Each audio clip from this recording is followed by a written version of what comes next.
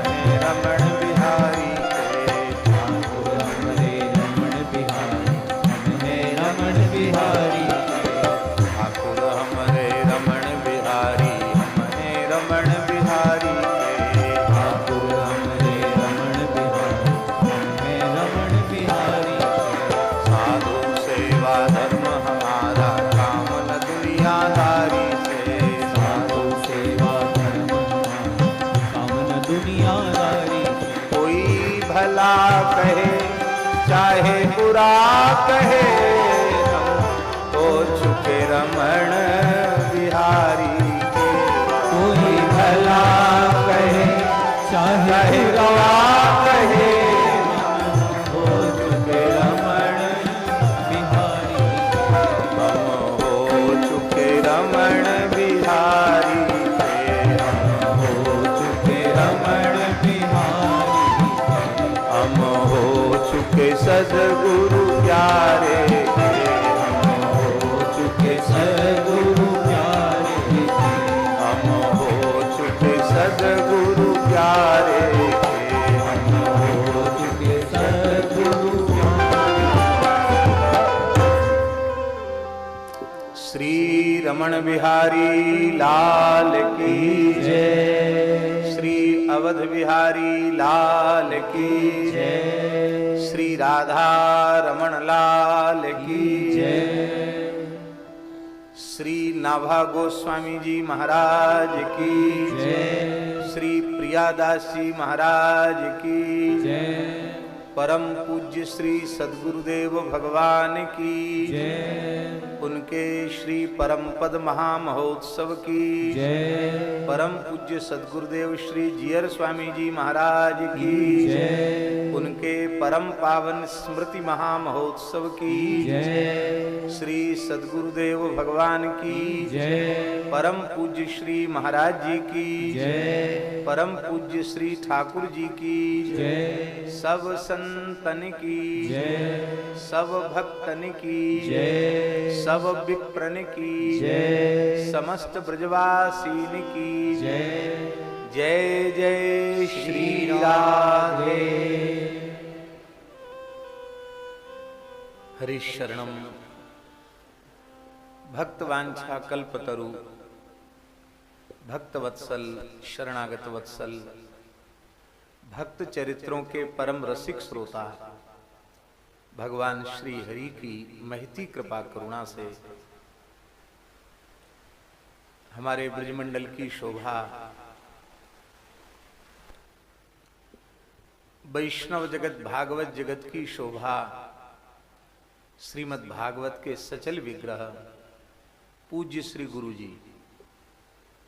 हमारे वृंदावन में गुरुजी नाम से दो महापुरुषों का ही बोध होता था और दोनों ही सेवा कुंज में विराजने वाले, एक पूज्य श्री धर्मसंघ वाले गुरुजी और एक सेवा कुंज वाले गुरुजी। धर्मसंघ वाले गुरुजी परम श्रद्धे पूज्यपाद प्रातः स्मरणीय पंडित श्री राजवंशी द्विवेदी जी गुरुजी, और श्री भागवत जी वाले गुरुजी अनंत श्री समलंकृत परम पूज्य प्रातः स्मरणीय पूज्य गुरुदेव श्री रामानुज प्रपन्नाचार्य श्री गुरुजी महाराज। सब लोग गुरुजी ही कहते थे और बड़े सौभाग्य की बात है कि गुरुजी के उत्सव में गुरुजी के सबसे पुराने विद्यार्थी बैठे हैं, पूज्य परमहंस जी महाराज। गुरुजी की खूब कृपा और गुरुजी ने अपने हाथ से भागवत जी की पोथी आपको दी और कहा कि आप नित्य आया करें पढ़ने के लिए। बहुत कृपा। दास के पूज्य गुरुदेव श्री भक्तमाली जी से पूज्य गुरुजी का कैसा अनुपम भाव था उसका वर्णन शब्दों में कर पाना संभव नहीं है। श्री रामानंद जयंती के अवसर पर गुरुजी वृंदावन सुदामा कुटी में उत्सव में पधारते ही थे और गुरुजी का वचनामृत का लाभ भी सबको मिलता था। और गुरुजी को जब हमारे महाराज जी परोस के जिमाते थे, थाली में बढ़िया अधोटा दूध की खीर ठंडी करके और फिर गुरुजी को जिमाते थे और गुरुजी जैसे प्रेम से प्रेम दास धर्म संघ वाले गुरुजी से पढ़कर जा रहा था। गुरुजी की बड़ी कृपा थी।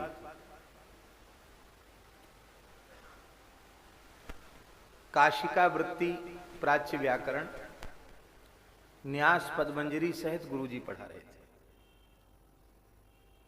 और बड़े प्रसन्न थे कि कम से कम अष्टाध्यायी सूत्र पाठ कंठस्थ करके कोई विद्यार्थी प्राच्य पद्धति से भी पढ़ने आता है। हमारे ऊपर बहुत प्रसन्न थे। गुरुजी के यहाँ से पढ़ के हम जा रहे थे और प्रायः गुरुजी उधर से रिक्शा में बैठ करके भागवत पढ़ाने, वो विद्यालय जाने का समय लगभग वही हुआ करता था। तो गुरुजी का नित्य प्रति प्रायः दर्शन होता था। कभी कभार हम अपने पाठ पढ़ने में विलंब हो गया, गुरुजी निकल गए तो दर्शन नहीं भी होता था, अन्यथा प्रायः दर्शन होता था। और हम भी गुरुजी को प्रणाम करते, पादत्राण उतार कर वहीं खड़े होकर सिर झुकाकर प्रणाम करते। गुरुजी यात्रा में ऐसे ही प्रणाम करना चाहिए। एक दिन गुरुजी ने रिक्शा रोक लिया। रिक्शा रोक लिया तो हम निकट जाकर हमने विधिवत उनको प्रणाम किया। हमसे बोले, ब्रह्मचारी जी, आप महाराज जी से पढ़ते हैं कि नहीं?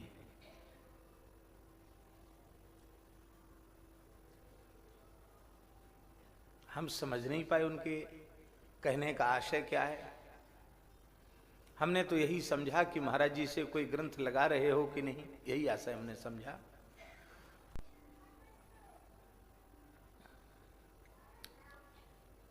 तो गुरुजी का यह महाराज जी के प्रति भाव और महाराज जी का गुरुजी के प्रति भाव। महाराज जी कहते थे, भागवत का प्रत्यक्ष दर्शन करना हो तो सेवा कुंज वाले गुरुजी का दर्शन करना चाहिए।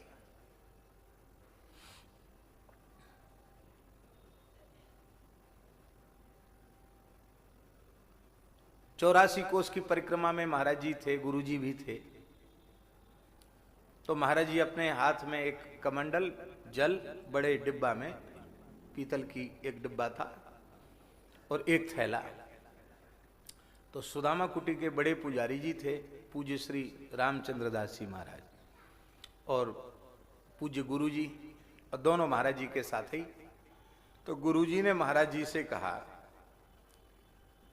महाराज जी, यात्रा में पैदल चलना कठिन होता है, तो आप ब्रज यात्रा में इतना सामान लाद के चल रहे हो, एक कमंडल पूरा भर के पानी और ये थैला। तो महाराज जी हंस करके बोले, वजन ढोने का अभ्यास है, ऐसा कहा। अब चले आगे तो गुरुजी को लघुशंका की इच्छा हुई, जल पीने की इच्छा हुई। तो महाराज जी ने तुरंत बोले, आप इधर उधर का पानी पी नहीं सकते, पवित्रता से छान के भरा हुआ पानी है। तो पुजारी जी और गुरुजी को जल पिलाया। फिर लघुशंका गए तो उनके हस्त प्रक्षालन के जल दिया। फिर एक जगह बैठे तो थैला में से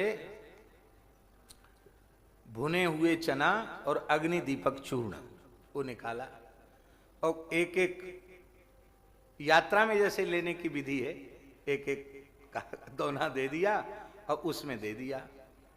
तो हंस करके बोले कि इसलिए हम वजन ढोकर चलते हैं कि आपको लघुशंका लगेगी तो जल कहाँ से आएगा, और आपको भूख लगेगी तो बाल भोग कहाँ से आएगा।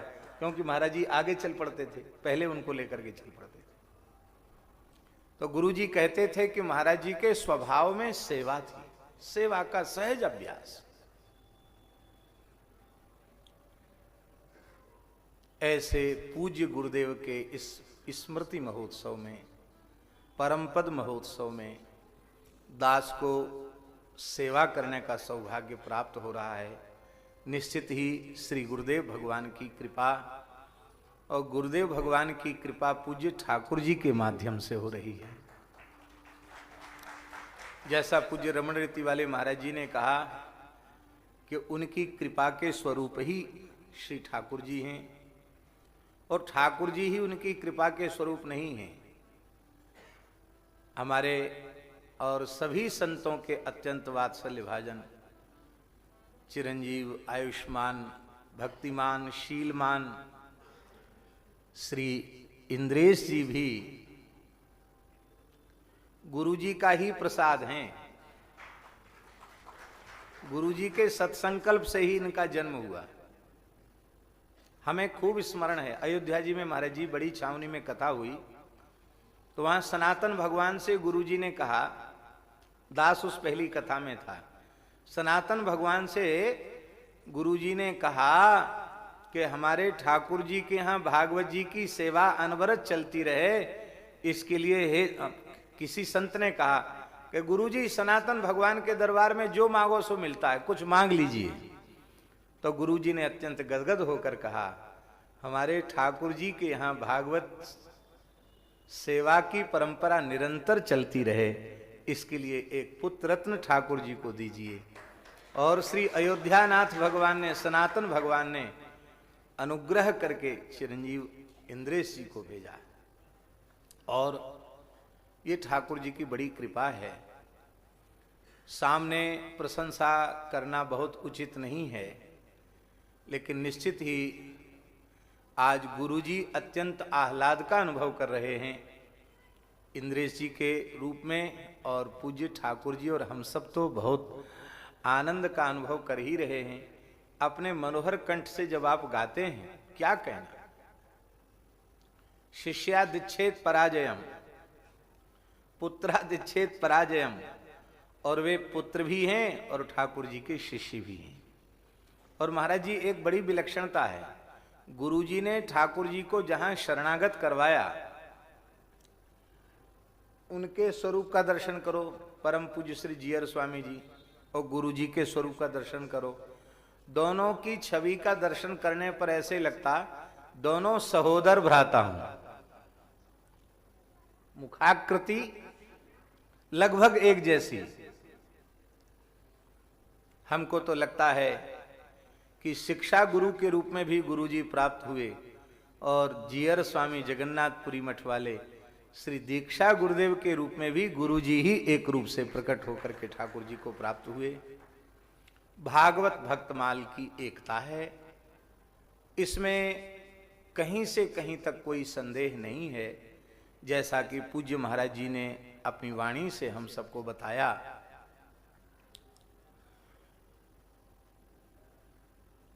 भक्तमाल का सिद्धांत भक्त परत्व है,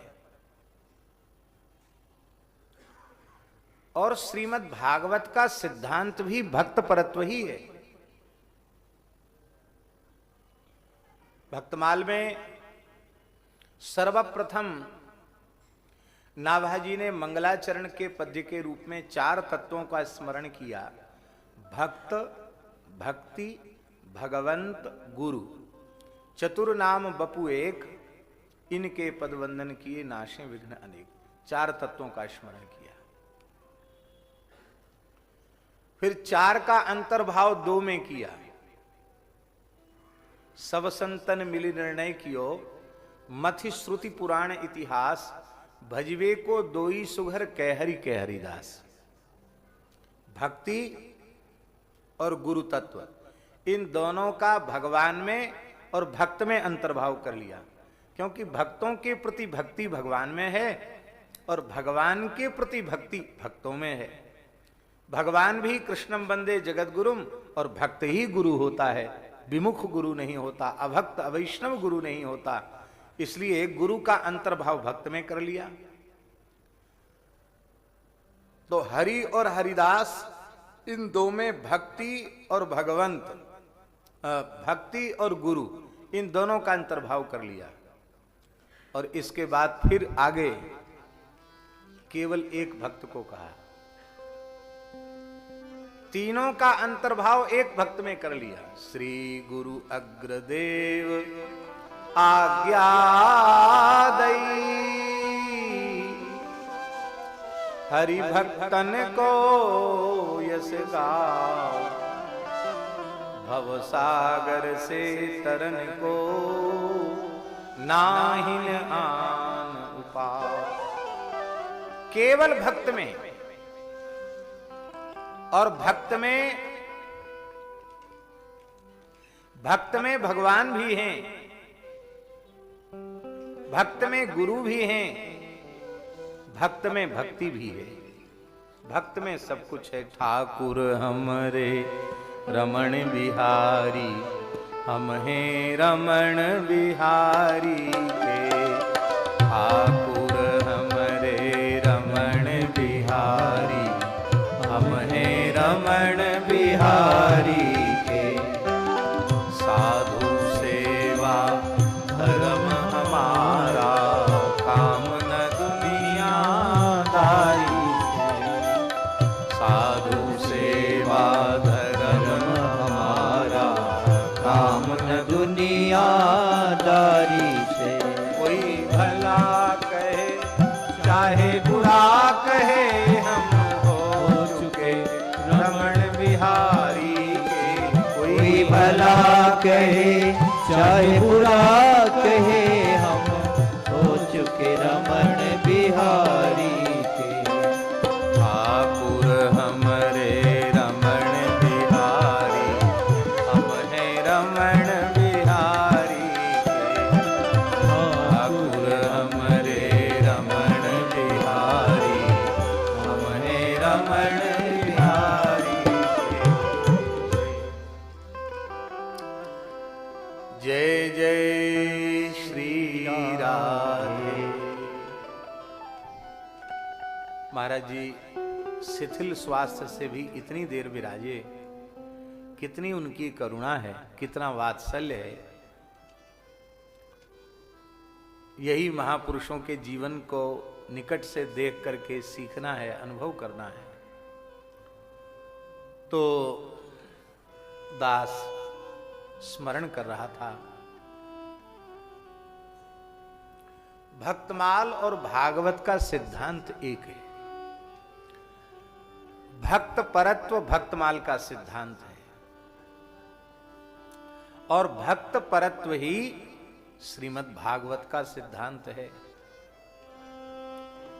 तो पहले ठाकुर जी 4 तत्व, फिर 4 से 2, फिर 2 से 1। भक्त में सबका अंतर्भाव हो जाता है। भक्त तो भक्त है ही,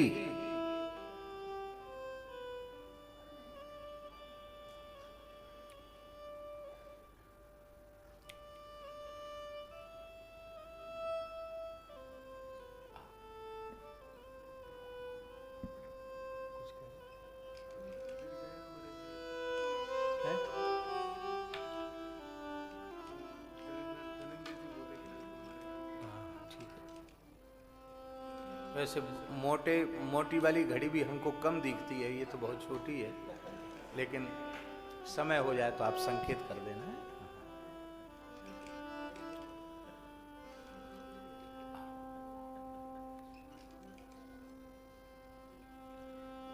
ठाकुर जी आपको नीचे बैठने में असुविधा हो तो ऊपर में, हाँ, कुर्सी पर विराज जाएंगे। संतो इधर आ जाओ, सामने आ जाओ, ठाकुर जी बुला रहे हैं।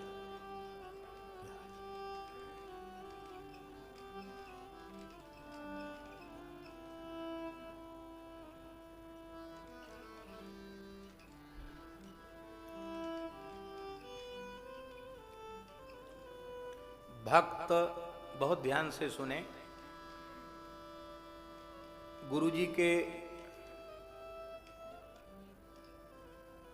उत्सव में तो यह वाक पुष्पांजलि अर्पित की ही जा रही है, क्योंकि गुरु जी को भी भक्तमाल अत्यंत प्रिय था। और जैसे सूत जी महाराज ने कहा, निविष्टस तदनुग्रहात्, अपने लिए कहा कि निविष्टस तदनुग्रहात्, सुखदेव जी की कृपा से मैं वहां बैठा था। सोहम बस श्राविष्यामि यथाधीतम यथामति। इसका मतलब है कि सुखदेव जी ने सबको सुनाया, पर सूत जी को पढ़ाया है। उस कथा में सूत जी भी बैठे थे। महाराज जी हमारे भाव देते थे कि सूत जी भी विनम्रता से पीछे बैठ गए। तो निविष्टस तदनुग्रहात् महाराज सुखदेव जी ने कहा, आई आइए सूत जी, यहां बैठिए, सामने बैठिए। तत् अनुग्रहात सन्मुखे निविष्टा, तो और सबको सुनाया पर श्री सूत जी को पढ़ाया। इसलिए उन्होंने कहा, सोहम वह श्रावयिष्यामि यथाधीतम यथामति। ऐसे ही हम अपने अत्यंत प्रिय इंद्रेश जी को केवल सुना नहीं रहे हैं, भक्तमाल पढ़ा भी रहे हैं, जिसमें आपको अपने सुमधुर कंठ से भक्तमाल की कथा भी सुनानी। और ठाकुर जी की बड़ी कृपा है, इनमें ग्रहण करने की शक्ति बहुत अच्छी है। और ये ऐसी ग्रहण करने की शक्ति भगवान के अनुग्रह से ही, गुरुजनों के अनुग्रह से ही प्राप्त होती है। तो बहुत ध्यान से सुने।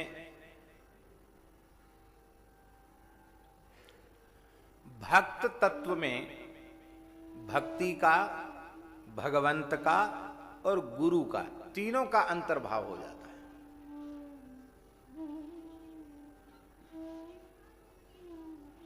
भक्ति का स्वरूप का दर्शन यदि हमें करना हो तो हम क्या करें? क्योंकि भक्ति स्थूल पदार्थ घटपट मठ जैसा नहीं है। अयम घटः अयम पटः अयम मठः की तरह हम कह सकें अयम भक्ति इयम भक्ति, ऐसा नहीं। भक्ति को यदि कहना होगा तो किसी भक्त का ही स्मरण करना पड़ेगा। भक्ति महारानी का प्रत्यक्ष स्वरूप भक्त ही होता है। भक्त के आचार से ही तो भक्ति अभिव्यक्त होती है।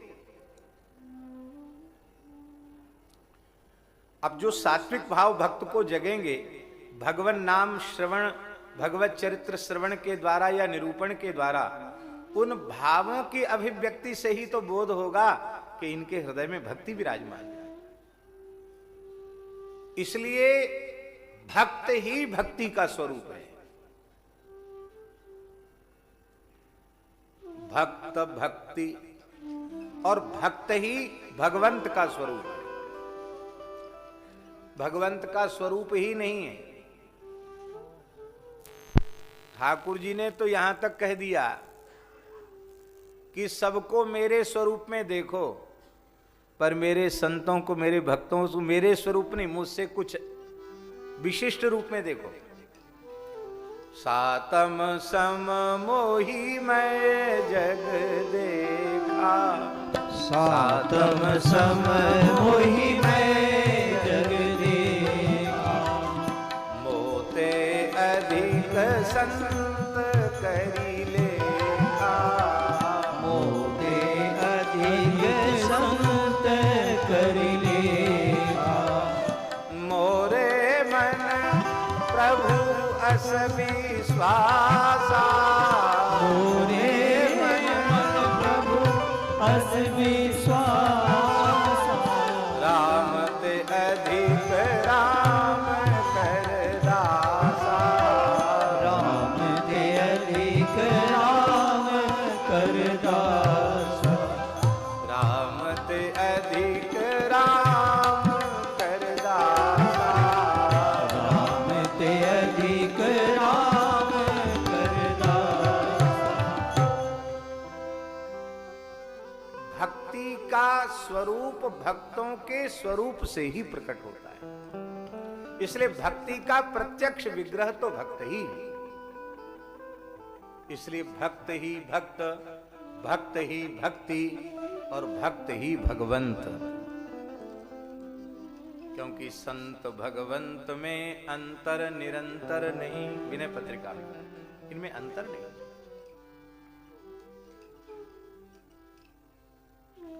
दोहावली में गोस्वामी जी ने कहा, अंतर्यामी गर्भगत,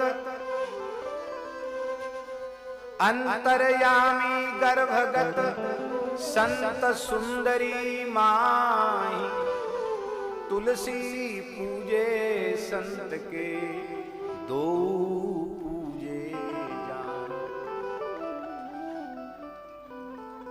किसी गर्भिणी माता के गर्भगत बालक को तुष्ट पुष्ट करना हो, संतुष्ट करना हो, तो उसका प्रकार क्या है? गर्भिणी माता का सत्कार किया जाए, उसे रस्य स्निग्ध पौष्टिक सात्विक सुंदर आहार प्रदान किया जाए, तो उसके गर्भगत बालक गर्भवत जीव हृष्ट पुष्ट संतुष्ट हो जाएगा। ऐसे ही ठाकुर जी को हृष्ट पुष्ट संतुष्ट करने का एक ही उपाय है, उनके प्राण प्यारे भक्त की सेवा।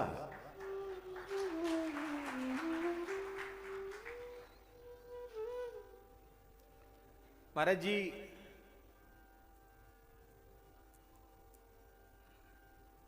लक्ष्मी जी ने भगवान से पूछा, लक्ष्मी जी ने भगवान से पूछा कि आपको लोग भोग लगाते हैं, आप खाते हो कि नहीं, आप पाते हैं कि नहीं? नैवेद्यम पुरतो न्यस्तम, आपके सामने नैवेद्य पधराया जाता है, तो आप उसको पाते हैं, ग्रहण करते हैं क्या? भगवान बोले हाँ ग्रहण करते हैं। कैसे? कहते चक्षुषा ग्रहणामि पद्मजे, मैं अपने नेत्रों से ग्रहण करता हूं। भगवान के सामने थाल आ गया, ठाकुर जी की बड़ी बड़ी नजर पड़ गई, बस भगवान ने उसके सार भाग को ग्रहण कर लिया।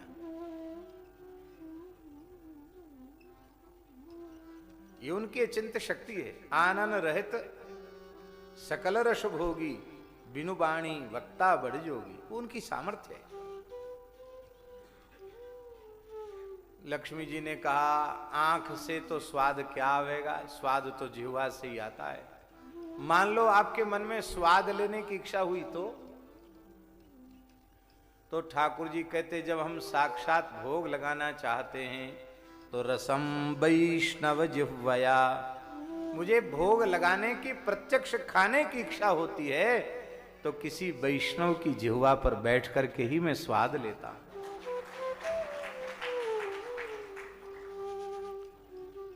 भक्त की सेवा साक्षात भगवान की सेवा है।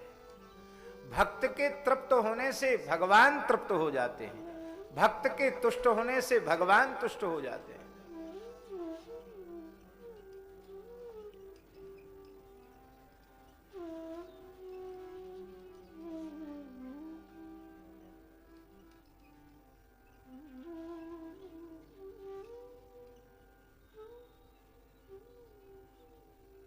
अभी भगवत कृपा से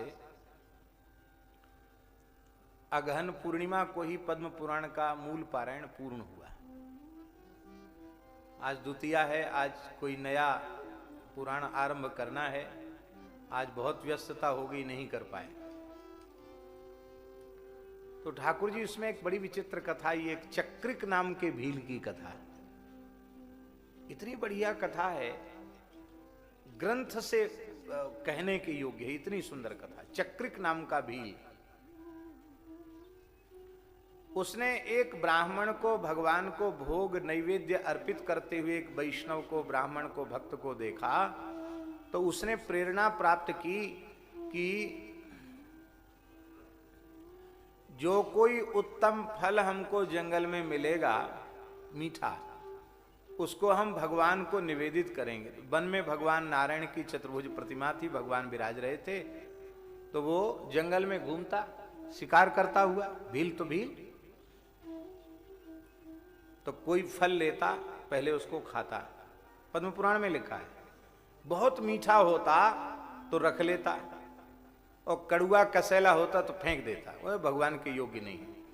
फिर उन कुछ अंश खाए हुए उन फलों को ले जाकर भगवान को निवेदित करता।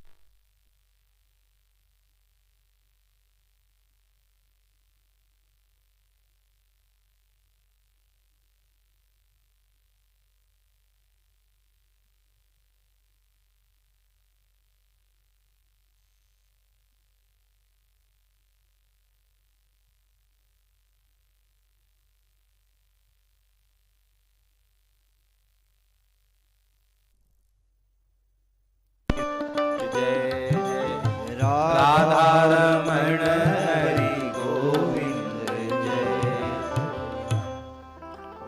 तो महाराज जी उसको एक मधुर फल मिला, भील को, चक्रिक भील को, और उसने अपने मुख में उसके स्वाद लेने के लिए रखा।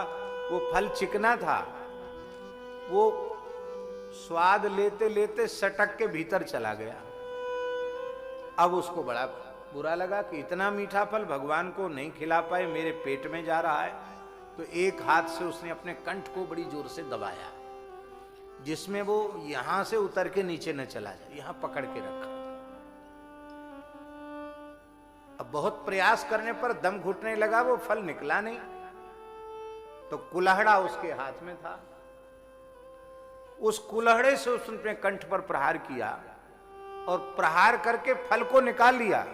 रक्त से रंजित हुआ फल बोले बहुत मीठा, आपके योग्य है, कह करके गिर पड़ा। भगवान नारायण द्रवित हो गए, अपनी कृपा मृत की वर्षा अपनी दृष्टि से उन्होंने की, चक्रिक भील को पुनः जीवित किया। तो महाराज जी लिखा है भगवान ने चक्रिक भील को अपना आलिंगन प्रदान किया, और आलिंगन प्रदान करते ही वो भगवत स्वरूप हो गया। भगवान ने कहा कि अरे तुमने अपने कंठ पर कुल्हड़े का, इस शस्त्र का प्रहार करके अपना कंठ ही छेदन कर दिया, मुझे अर्पित करने के लिए मीठा फल। सच्ची बात तो यह है कि तुम्हारी जिह्वा पर बैठकर मैं नित्य ही मधुर स्वाद लेता ही था। ये भगवान स्वयं अपनी वाणी से बोल रहे हैं। रसम वैष्णव जिह्वया, वैष्णव की जिह्वा पर विराजमान होकर के भगवान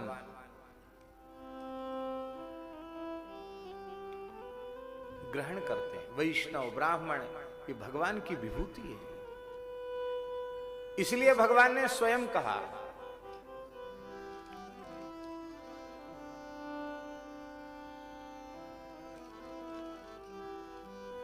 न ब्राह्मणैस्तुलये भूतमन्यत् पश्यामि विप्राः किमतः परन्तु यस्मिन्द्रभिः प्रहुतः श्रद्धया मश्नामि कामं न तथाग्निहोत्रे।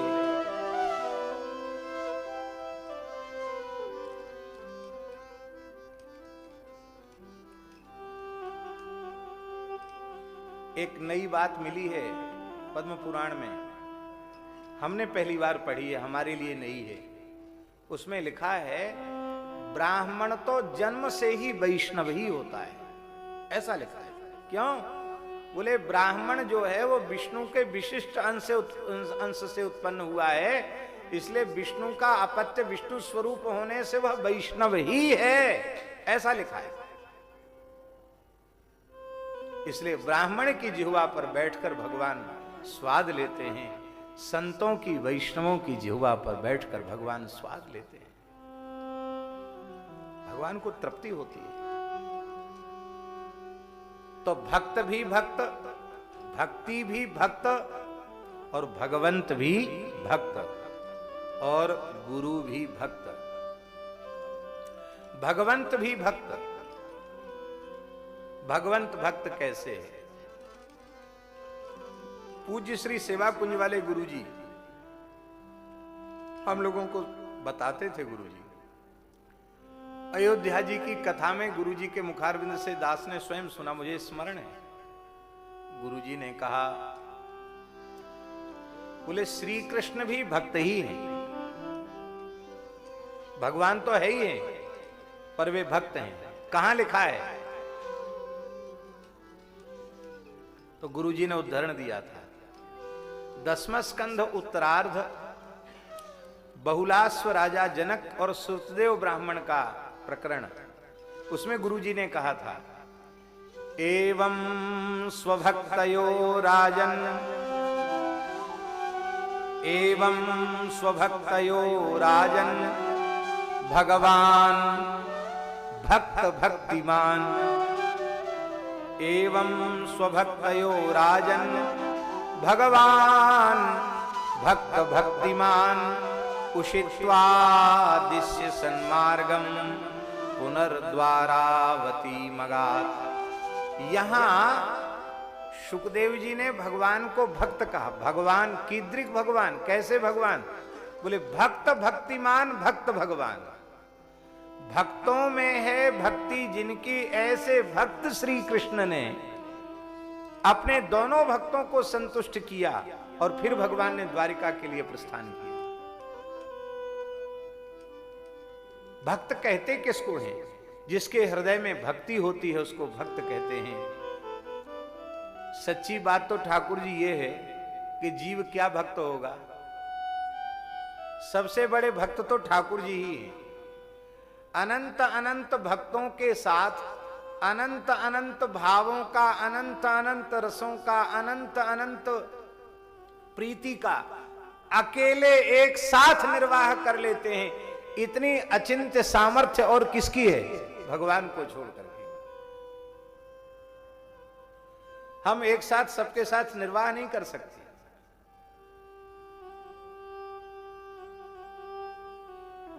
पर केवल ठाकुर जी ऐसे हैं, अपने अनंत रसों के उपासक भक्तों के साथ उनके प्रेम का निर्वाह अकेले कर लेते हैं।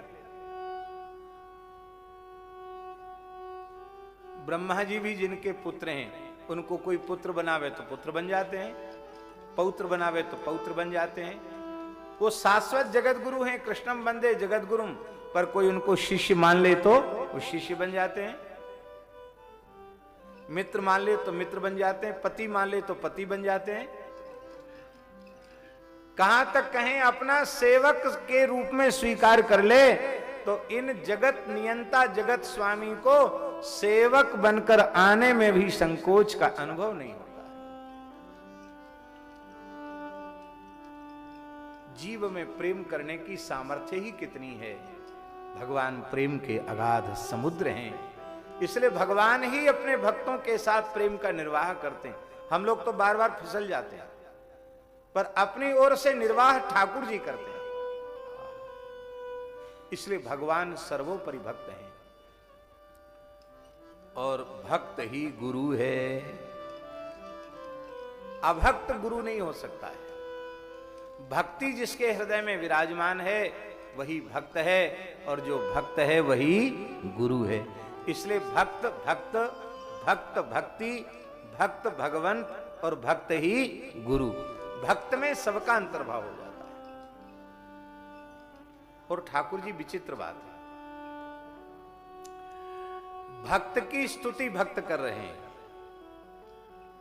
अरे सुखदेव जी भक्त हैं कि नहीं? व्यास जी भक्त हैं कि नहीं? वाल्मीकि जी भक्त हैं कि नहीं? ये सब भक्त हैं। और भक्त ग्रंथों में पुराणों में खूब गा रहे हैं, तो भक्त ही भक्तों की भक्ति कर रहे हैं।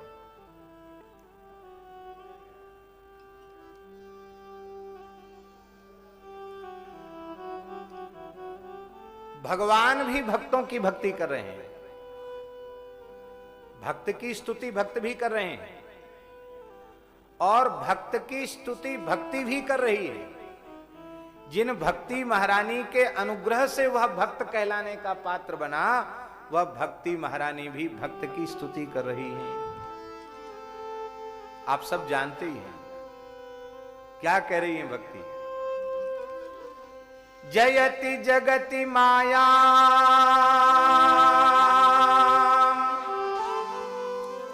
यस्य काया धवस्ते बचन रचन में कम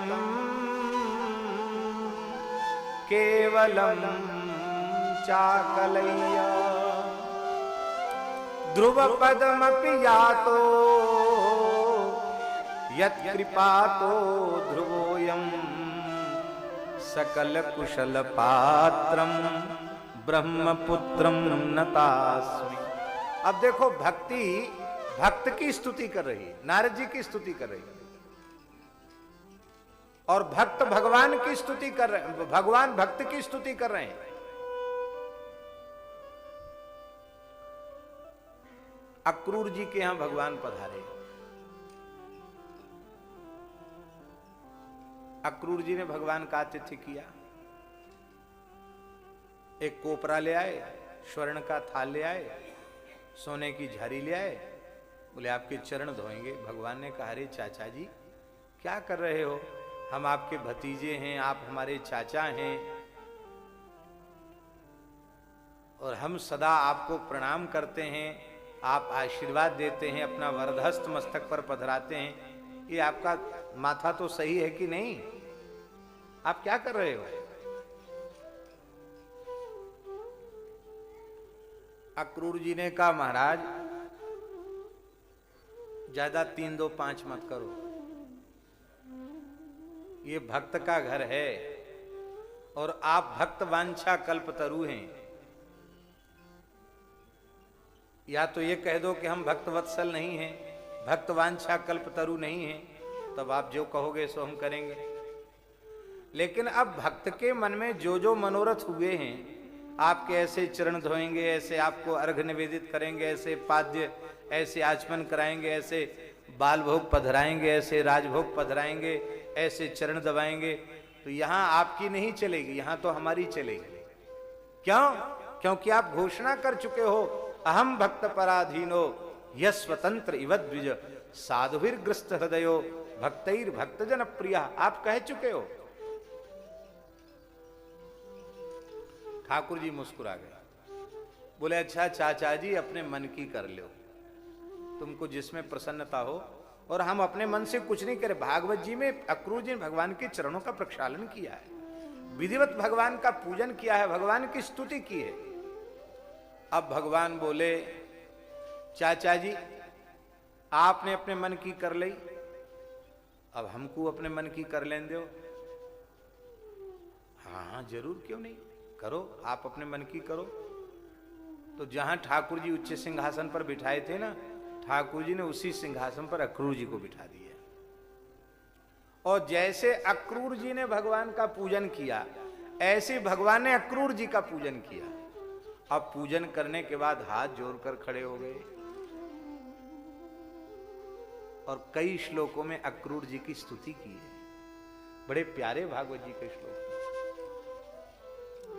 भगवान कहते हैं आप मेरे पिता हैं, आप मेरे गुरु हैं, आप मेरे राजा हैं। अनुकंप्याः प्रजा ही वह, आप कृपा करने वाले हैं और हम आपके कृपा पात्र हैं। त्वं नो गुरु पितृव्यश्च, आप हमारे गुरु हैं। जगत गुरु श्री कृष्ण कह रहे हैं आप मेरे गुरु हैं। अक्रूर जी तो उपलक्षण है, मानो अक्रूर जी के माध्यम से कहते हैं मैं जगत गुरु अवश्य हूं, पर जगत गुरु का गुरु भी भक्त ही है। त्वं नो गुरु पितृव्यश्च, चाचा भी हो, पूज्यो, पूज्य हो। मैं सबका पूज्य हूं, मैं ब्रह्मा जी और शंकर जी का पूज्य हूं, लेकिन मेरा यदि कोई पूज्य है तो आपके जैसा निर्मल भक्त मेरा पूज्य है। बंधुश्च, मैं दीन बंधु हूं, सबका बंधु हूं, आर्त बंधु हूं, पर मेरा भी यदि कोई बंधु है तो आपके जैसा भक्त ही है। कहां तक कहें? अनुकंप्या, हम आपकी कृपा के पात्र हैं, आप मेरे ऊपर कृपा करो, क्योंकि प्रजा ही वह, हम आपकी प्रजा हैं, आप हमारे राजा हैं। कई श्लोकों में भगवान ने कहा, और फिर क्या कहा, बहुत प्रसिद्ध श्लोक है। भगवान ने कहा, नहियं मयानि तीर्थानि न देवा मृच्छिला मया ते पुनंचुरु कालेन दर्शनादेव साधवा। बहुत प्यारी बात। भगवान कहते हैं हे अक्रूर जी, तीर्थ में व्यक्ति जाता है तो वहां जलमय तीर्थ प्राप्त होते हैं। कहीं कोई पवित्र नदी है तो कहीं कोई पवित्र सरोवर है, तो कहीं कोई पवित्र कूप है, तो कहीं कोई पवित्र जल का स्रोत है, झरना है। पवित्र जल को ही तीर्थ कहा गया। हम तीर्थों में जाते हैं तो हमें जलमय तीर्थ प्राप्त होते हैं। और क्या प्राप्त होता है? नहियम मयानि तीर्थानि न देवा मृच्छिला मया। उन जलमय तीर्थों में मृत पाषाण आदि से निर्मित भगवत विग्रह प्राप्त होते हैं। अब श्री जगन्नाथ जी में जाओगे तो वहां जलमय तीर्थ के रूप में तो सर्वतीर्थाधिपति समुद्र है और भगवान दारू ब्रह्म के रूप में विराजमान है। वृंदावन आओगे, यहाँ के पवित्र कुंडों के रूप में ब्रजभूमि के कुंडों सरोवर आदि के रूप में तीर्थ विराजमान है और श्री राधा रमण, श्री राधा वल्लभ, श्री बांके बिहारी, श्रीनाथ जी आदि के रूप में भगवान के स्वरूप विराजमान। तो जलमय तीर्थ और तीर्थ में विराजमान मृत पाषाण आदि के विग्रह, इनका कोई सेवन करे तो हे अक्रूर जी वो दीर्घ काल में पवित्र होगा, किंतु आपके जैसे संत का दर्शन कर ले तो दर्शनादेव साधु। आपके जैसे संत का तो दर्शन कर लेने मात्र से जीव पवित्र हो जाए। यहां ठाकुर जी भगवान ने तीर्थों की महिमा और तीर्थों में विराजमान भगवत विग्रहों की महिमा को भी न्यून कर दिया संत महिमा के आगे हैं? भगवान के कहने का से तीर्थ की महिमा कम है, भगवत विग्रहों की महिमा कम, यह आशय नहीं है। क्योंकि नहीं निंद्या निंद्यम निंदितुम प्रवर्तते अपितु विधेयम स्तौतुम। विधेय जो संत की महिमा है वो इसमें तात्पर्य है। और दूसरी बात यह है कि भगवान के कहने का आशय यह है कि प्रायः जीव जब तीर्थ में जाता है तो उस तीर्थ के अत्यंत दिव्य पवित्र जल में भी उसे सामान्य जल का दर्शन होता है। यह साक्षात द्रवीभूत ब्रह्म है, यह अनुभव वो व्यक्ति नहीं कर पाता है। भगवत विग्रहों के समक्ष जाता है तो उसे कहीं लकड़ी के भगवान है, तो कहीं पाषाण के भगवान है, तो कहीं पीतल के भगवान है, तो कहीं सोने चांदी के भगवान ये दिखते हैं। जड़ पदार्थों का दर्शन होता है, ये साक्षात भगवान है, ये अनुभव वो नहीं कर पाता। यही कारण है कि जलमय तीर्थों में सामान्य जल की बुद्धि बनी रहने के कारण और तीर्थों में विराजमान देव प्रतिमाओं में मृत पाषाणादि जड़ पदार्थों की बुद्धि बनी रहने के कारण वह जीव दीर्घ काल में पवित्र होता है। क्योंकि सेवन करते करते तीर्थ में यह दिव्य जल है, ये भाव, और ये बिहारी जी साक्षात ठाकुर जी हैं, ये भाव तभी जगता है जब दीर्घ काल तक सेवन करता है। पर संत का आहा। आज एक प्रेमी ने हमसे पूछा ठाकुर जी सुबेरे कि संत अवज्ञा करने वाले को ब्रजवास कैसे मिल गया, वो ठाकुर जी का दर्शन कैसे हो गया? कौन? नलकूबर मणिग्रीव, नारद जी की अवज्ञा हुई, मंदाकिनी के जल में निर्वस्त्र खड़े हैं, पर अति दुर्लभ ब्रजवास उन्हें कैसे मिला?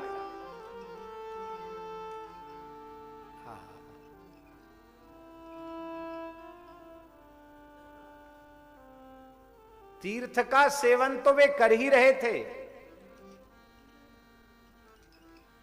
तीर्थाधिष्ठात्र देवता तो वे थे ही, अतीर्थ में निवास नहीं कर रहे थे। मंदाकिनी का तट है परम पवित्र उत्तराखंड की भूमि में, पर वो तीर्थ का सेवन और तीर्थ में विराजमान भगवत विग्रहों का दर्शन उन नलकूबर मणिग्रीव को पवित्र कहां कर पाया? पर यहां विशेष बात यह है कि नलकूबर मणिग्रीव इतने मदांध हो रहे थे, उन्होंने नारद जी को देखा ही नहीं, पहचाना नहीं, पर नारद जी की करुणा भरी दृष्टि उन पर पड़ गई। तो सापम दास्य निदम जगऊ, इसलिए जब भगवान ने नलकूबर मणिग्रीव पर अनुग्रह किया तो उन्होंने कहा वाणी गुणानुकथने श्रवणौ कथायाम हस्तौ च कर्मसु मनस्तव पादयोर्नः स्मृत्याम शिरस्तव निवास जगत प्रणामे दृष्टि ही सताम दर्शनेस्तु भवत्तनूनाम।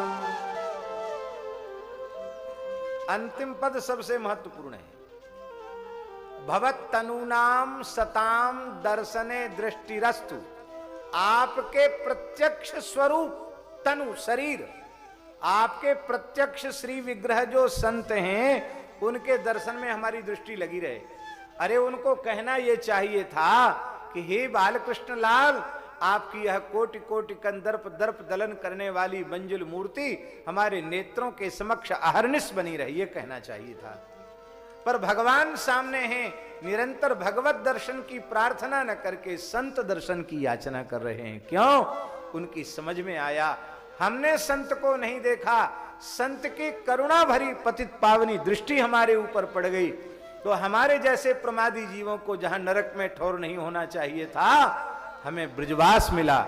ब्रजवास में भी पक्का ब्रजवास मिला। किसी चेतन प्राणी के रूप में ब्रजवास होता ठाकुर जी तो घूम फिर के कहीं चले भी जाते। अब वृक्ष के रूप में है तो महात्मा लोग तो क्षेत्र संन्यास ले लेते हैं कि बस इतने से बाहर नहीं जाना, पर हम समझते हैं नलकुबर मणिग्रीव के जैसा क्षेत्र संन्यास तो किसी महात्मा का भी नहीं हुआ होगा। वो तो जहां पैदा हुए वहीं अंतिम क्षण तक वहीं खड़े रह गए, वहां से 1 इंच भी इधर उधर नहीं हुए। ऐसा ब्रजवास संत की करुणा भरी दृष्टि पड़ने से मिल गया। हम आपके दर्शन के पात्र नहीं थे, ये सब कुछ ब्रजवास, आपका दर्शन, आपकी लीला का दर्शन, ये सब संत की कृपा पूर्ण दृष्टि पड़ने से मिला। और कहीं संतों का श्रद्धा पूर्वक भाव पूर्वक हमें दर्शन करना आ जाए, तब तो हे बालकृष्ण प्रभु, बालकृष्ण में बालकृष्ण का दर्शन नहीं, फिर तो कण कण में बालकृष्ण का दर्शन होने लगा। क्योंकि संतो दिशंति चक्षुंसी बहिरर कहा समुत्थिता। भगवान कण कण में विराजमान है, पर यह दृष्टि संतों की कृपा से ही प्राप्त होती है। तो नहियम मयानि तीर्थानि न देवा मृच्छिला मया ते पुनन्त्युरुकालेन दर्शना देव साधव। अब किसी के मन में यह ना आ जाए कि ये तो केवल भगवान ने अक्रूर जी के बारे में कहा, अथवा अक्रूर जी की कोटि का कोई एक होगा उसके बारे में कहा। अब सारे भूमंडल के ऋषि मुनि महात्मा सूर्य ग्रहण के अवसर पर कुरुक्षेत्र के मैदान में उपस्थित हुए। फिर ठाकुर जी ने संतों की स्तुति की और फिर क्या कहा? देखो, एक ही वक्ता ने एक ही स्कंद में दूसरी बार कहा, नहियम मयानि तीर्थानि न देवा मृच्छिला मया ते पुनन्त्युरुकालेन यूयम दर्शन मात्र। वहां यूयम शब्द का प्रयोग, यूयम दर्शन मात्रता। आप सब ने दर्शन मात्र से पवित्र किया।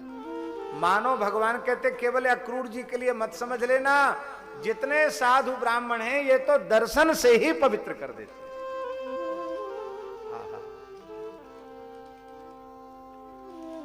श्रीमद् भागवत का प्रतिपाद्य श्री कृष्ण है, इसमें कोई संदेह नहीं।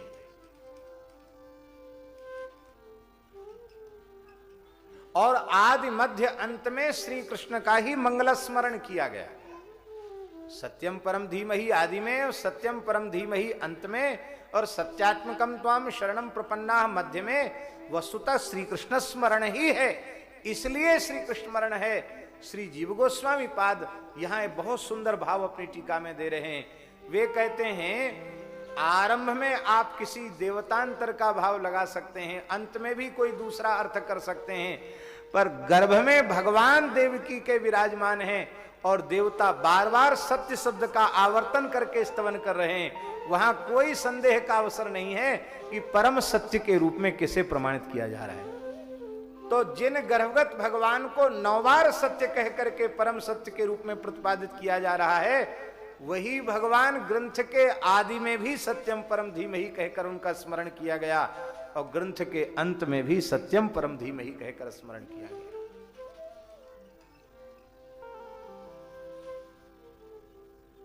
इससे सिद्ध हो गया कि श्रीमद् भागवत के प्रतिपाद्य श्री कृष्ण हैं।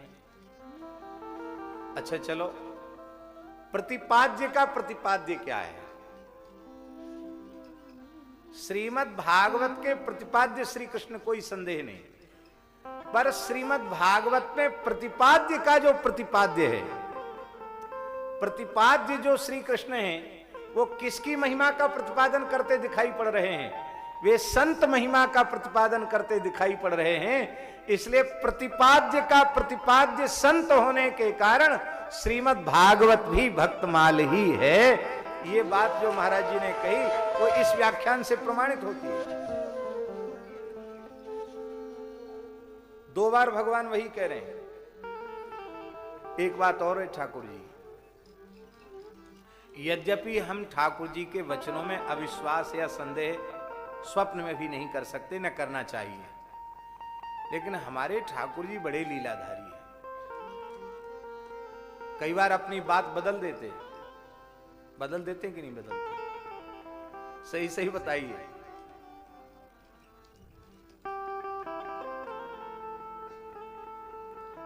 ये तो महाराज अर्जुन ही भगवान के सखा हैं, वो इनकी नस नस जानते हैं। नहीं तो महाराज अश्वत्थामा, मारो इसको, मार डालो। बोले हम समझते हैं। मन ही मन अर्जुन ने सोचा, यदि मैंने इसको मार दिया ना अश्वत्थामा को, कहेंगे दूर रहो, तुमको ब्रह्म हत्या लगी। ये 2 तरफ भी बोलते हैं, पहले कहते मार दो, फिर कहेंगे तुमको हत्या लगी। इसलिए मारा नहीं, भगवान की आज्ञा का पालन नहीं किया, द्रौपदी के सामने उपस्थित कर दिया। अब वहां 2 मत हो गए। भीमसेन कहते थे मार दो, तो द्रौपदी कहती थी मुच्यता मुच्यता मेषो ब्राह्मणो नितरांगुरु। जय श्री वृंदावन बिहारी लाल की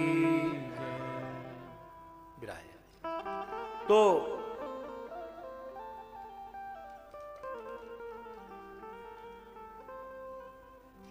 तो महाराज जी,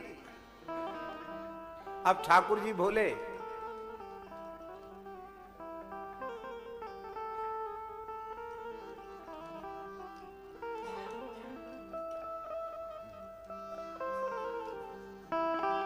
महाराज जी, ठाकुर जी बोले ऐसा है अर्जुन, मारो भी मत और छोड़ो भी मत। बोलो अब कौन समझे इनकी भाषा? आतताई ब्रह्म बंधुर्न हंतव्यो, ब्रह्म बंधुर्न हंतव्य आतताई बधारण। आतताई को छो, मयि वो भय माम नातम परिपाही अनुशासनम। इसको मारो भी मत, छोड़ो भी मत।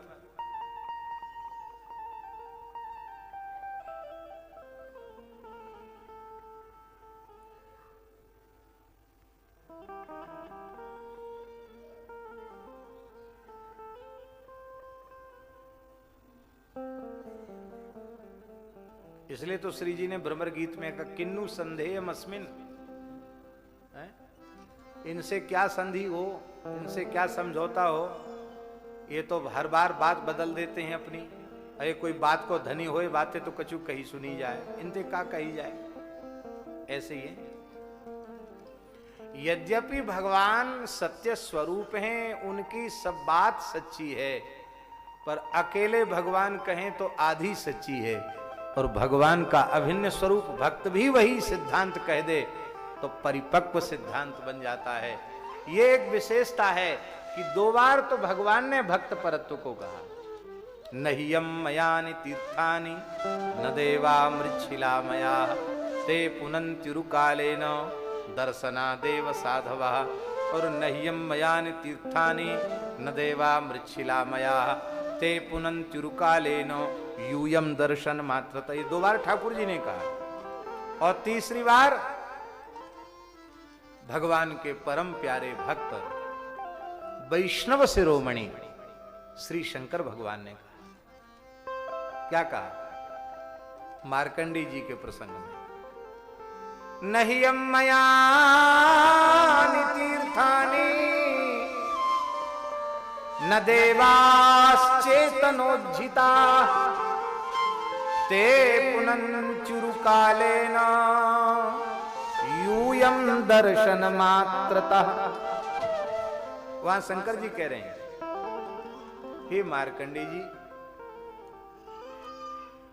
जलमय तीर्थ और तीर्थों में विराजमान चेतनोज्झित प्रतिमाएं, अर्थात वो चेतनोज्झित नहीं है पर दर्शन करने वाले उनमें अचेतन पदार्थों का ही दर्शन कर रहे हैं, इसलिए न देवास चेतनोज्झिता ये कहा। ते पुनंतिरु कालेन पर यूयम दर्शन मात्रता। आप जैसे संत तो दर्शन मात्र से पवित्र करते हैं। तो 3 बार भक्त पर, तो 2 बार भगवान ने कहा और 1 बार भगवान के अभिन्न स्वरूप भगवान शिव जी ने कहा। इसलिए श्रीमद् भागवत का सिद्धांत भक्त परत्व है और भक्तमाल का सिद्धांत भी भक्त परत्व है। प्रथम स्कंध से और 12वें स्कंध तक देख लीजिए। आप ध्यान से देखेंगे तो भगवत चरित्र प्रधान नहीं दिखाई पड़ेगा, भक्त चरित्र ही प्रधान दिखाई पड़ेगा। सबसे पहले परम भक्ता कुंती की स्तुति, पांडवों के चरित्र से ही भागवत शुरू हो रहा है। पांडव भगवान के प्यारे भक्त हैं। कुंती का स्मरण, भीष्म का स्मरण, पांडवों का स्मरण, उत्तरा का स्मरण, परीक्षित का अवतरण, सुखदेव जी का अवतरण, नारद जी का चरित्र, व्यास जी का चरित्र, सुखदेव जी का चरित्र, पूरा प्रथम स्कंद भक्त चरित्र ही है। भगवान किस रूप में है बताएं? भैया खीर के रूप में तो हैं हमारे संत भक्त भागवत जी में, और खीर में मिलाई भाई मिश्री के स्थान पे हैं हमारे ठाकुर जी। खीर में दूध और चावल हैं, इन्हीं की अधिक मात्रा होती कि नहीं, और मिश्री, मिश्री के रूप में हमारे ठाकुर जी। द्वितीय स्कंद में भक्त चरित्र है। नारद जी और ब्रह्मा जी का जो संवाद है वो भक्त चरित्र ही, भक्तों का संवाद है। और तृतीय स्कंध में, तृतीय स्कंध में विदुर जी मैत्री जी का संवाद, उद्धव जी का, ये सब भक्त हैं। और प्रधान है तृतीय स्कंध में कपिल और देवहूति माता का संवाद, और उस कपिल देवहूति माता के संवाद में भी भक्त परत्व का ही पूरे कपिलोपाख्यान में स्मरण किया गया। भगवान ने कहा कि माताजी चेतक खल्वस्य बंधाय मुक्तये चात्मनो मतम गुणेषु सक्तम बंधाय रतम वा पुंसी मुक्तये। बात तो पूरी हो गई। चित्त का मुझ परमात्मा में अनुरक्त होना ही मोक्ष है और गुणों में अनुरक्त होना ही बंधन है। स्पष्ट बात हो गई। फिर उसी अध्याय में, उसी प्रकरण में भगवान ने बात बदल दी। प्रसंगमजरम पाशमात्मनः कवयो विदुः स एव साधु सुकृतो मोक्षद्वारम अपावृतम। बात क्यों बदल दी भाई?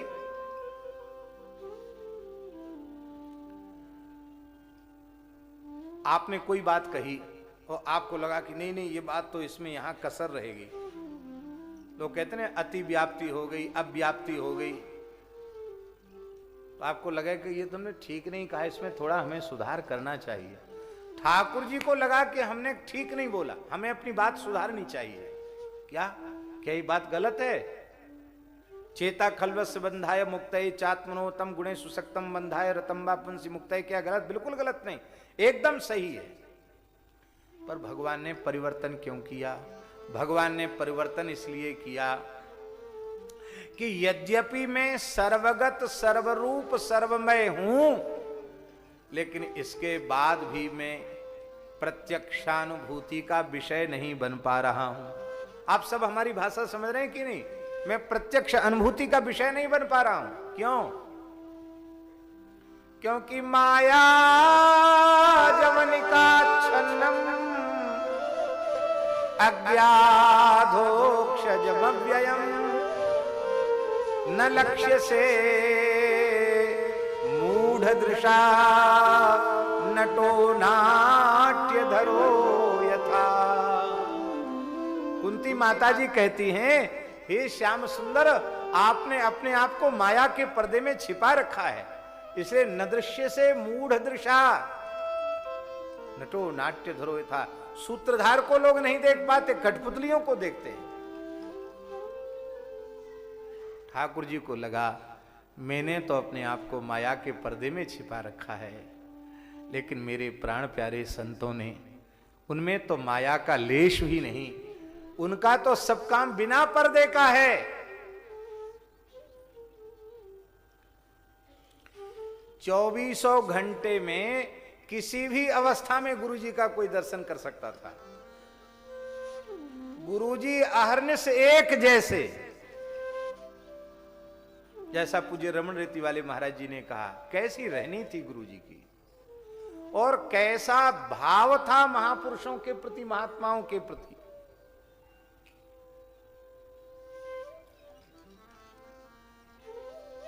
गुरुजी बक्सर गए, महाराज जी भी थे, गुरुजी थे, दास भी था।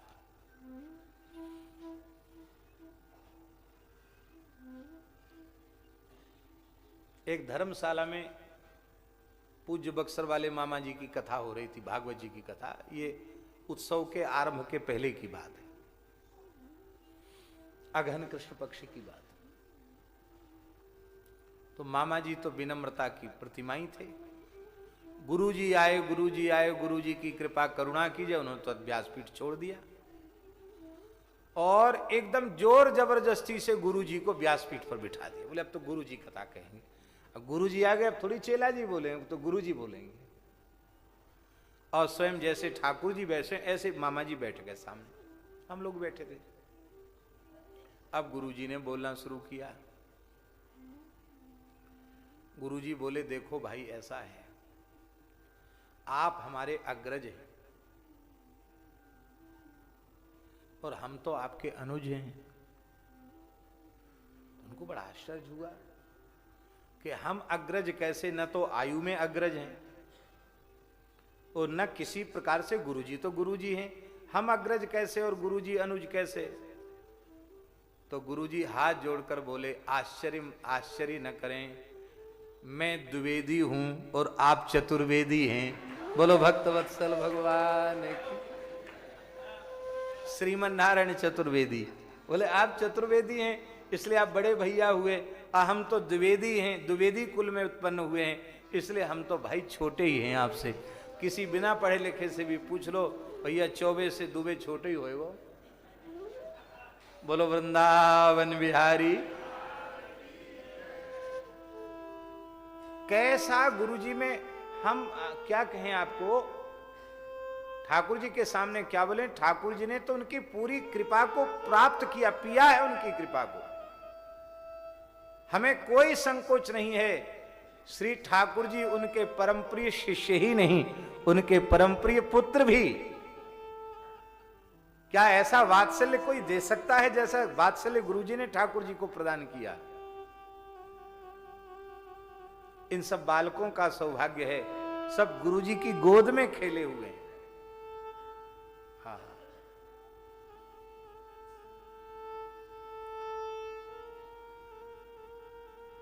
शायद 5 वर्ष के बालक में भी ऐसी निर्मलता नहीं होगी जैसी निर्मलता गुरुजी में थी, जैसा भोलापन गुरुजी में था। और ये भोलापन अंतिम क्षण तक उनमें रहा, एक जैसी अवस्था। ठाकुर जी तो अपने को माया के पर्दे में छिपा सकते हैं और ये कह सकते हैं कि दिव्यम ददामि ते चक्षु पश्चिमे योगमईश्वरम, ये कह सकते हैं, पर इन संतों को कहने की आवश्यकता नहीं पड़ती। वे तो इस जगत के मंच पर बिना माया के पर्दे के प्रकट हैं, इसलिए संतों से प्रेम जल्दी हो सकता है। मैं सर्वगत सर्वरूप होने के बाद भी अनुभूति का विषय नहीं बन पा रहा हूं, पर मेरे प्राण प्यारे संत प्रत्यक्षानुभूति का विषय बन रहे हैं, इसलिए इन संतों से आसक्ति का संबंध जुड़ जाए, इसमें सरलता है। इसलिए भगवान ने अपनी बात बदल दी, बोले स एव साधु सुकृतो मोक्ष द्वारम पावृतम।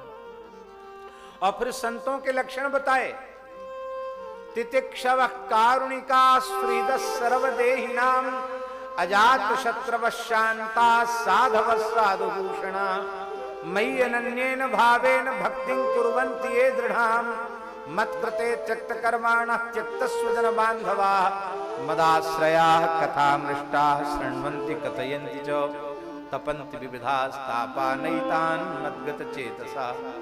यहां तक संत लक्षण है। अब अंत में कहते तएते साधव साध्वी सर्व संग विवर्जिता, समस्त प्रकार की आसक्तियों के दोष से शून्य है ये संत, इसलिए संगस्ते स्वथते प्रार्थ्या संग दोष हरा।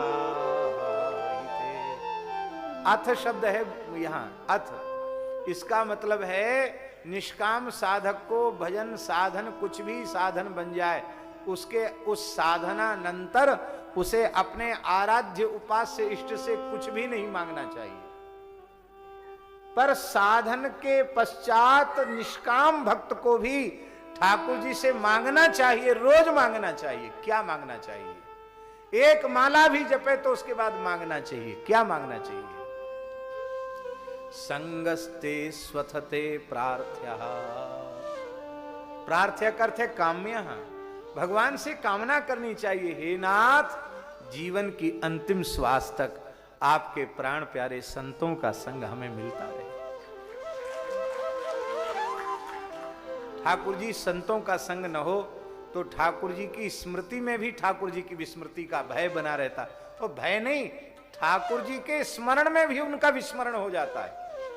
पर संतों का सानिध्य बना रहे तो आप कोशिश करो तो भी ठाकुर जी को भुला नहीं पाओगे। गोपियां श्री कृष्ण को क्यों नहीं भुला पा रही है? क्योंकि जितने गोप गोपीगण हैं सब संत ही हैं, सब भक्त ही हैं। तो उन संतों की परस्पर एक दूसरे को जो सन्निधि प्राप्त है, उस सन्निधि के कारण कोई कृष्ण को क्षण भर के लिए भी नहीं भुलाता है।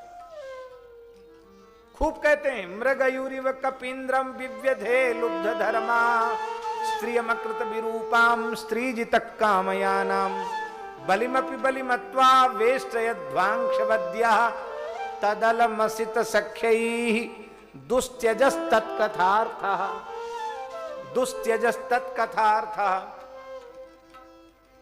पूज्य श्री चंद्रशेखर बाबा कहते थे कि कारो तो छोड़ के चलो गयो, पर कार्य के नामरू गुणिला की चर्चा हे भ्रमर अब नाए छोड़ी जाए सके। यही तो हमारा प्राण है। इसलिए अंतिम क्षण तक संतों का संग मांगिए।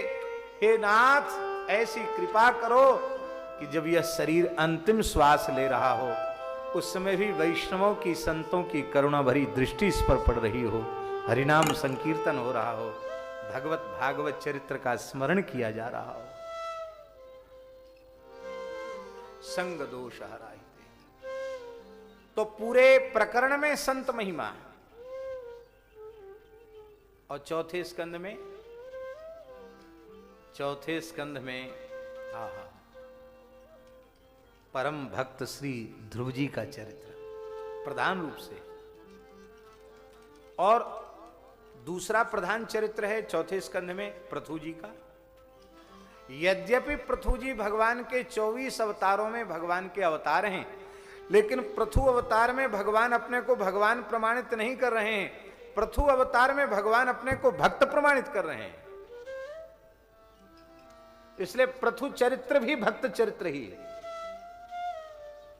क्यों? पृथु जी क्या कह रहे हैं?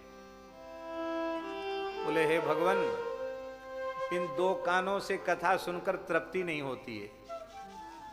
इसलिए विधत्स्व करणायुत में शमेवरः, आप ऐसी कृपा करो। अयुत कर्ण, अयुत माने 10,000, 10,000 माने 10,000 नहीं, 10,000 अयुत माने यहां केवल 10,000 नहीं है, 10,000 आनंद का बोधक है।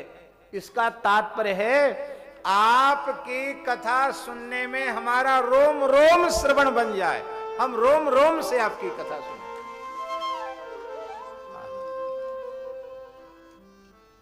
सनकादिकों का दर्शन करके कितने आह्लादित हो रहे हैं, भक्तों का कैसा यशोगान कर रहे हैं।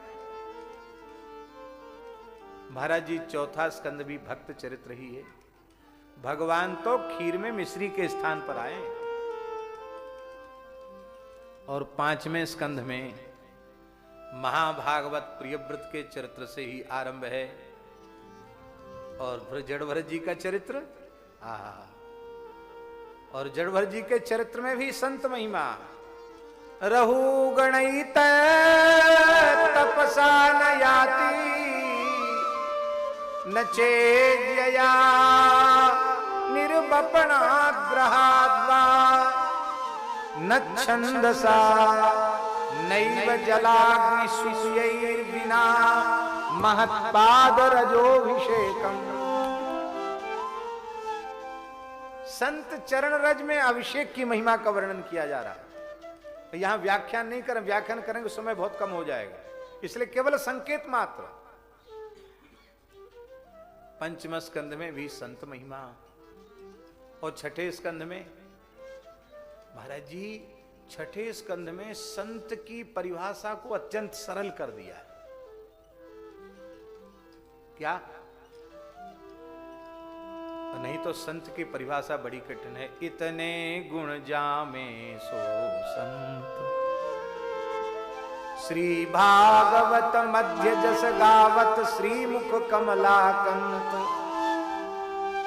हरि को भजन साधु की सेवा, सर्वभूत पर दाया।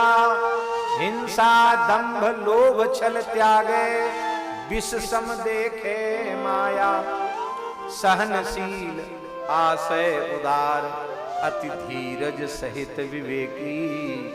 सत्य वचन सबको सुखदायक, गही अनन्य व्रत एकी। इंद्री जित अभिमान न जाके, करे जगत को पावन। भगवत रसिक तासु की संगति, तीनों ताप न सावन। इतने गुण जामे सो संत। आहा,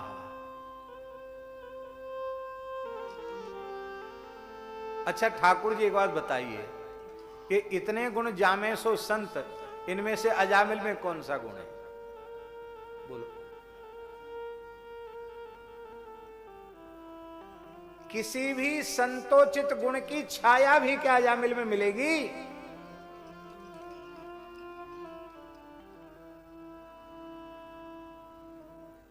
वो खुद ही कह रहा है कि अरे ब्रह्मत्वम नाशितम मया। राम राम, मैंने ब्रह्मत्व को का नाश कर दिया, अगम्यागमन किया, अपेय पान किया, भक्षण किया। कौन सा ऐसा पाप है जिसको हजारों हजारों बार हमने न किया हो? मेरी तो नरक से कभी निष्कृति होने ही वाली नहीं थी। और उस अजामिल ने भगवान की याद करके भगवान का नाम नहीं लिया। पुत्र के ब्याज से नारायण नाम का उच्चारण किया।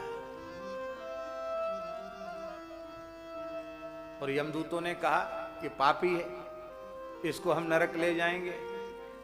जैसे जंग खा जाती है धातु, उसको अग्नि में डाल के शुद्ध किया जाता है, इसको नरक की आग में पकाकर शुद्ध करेंगे।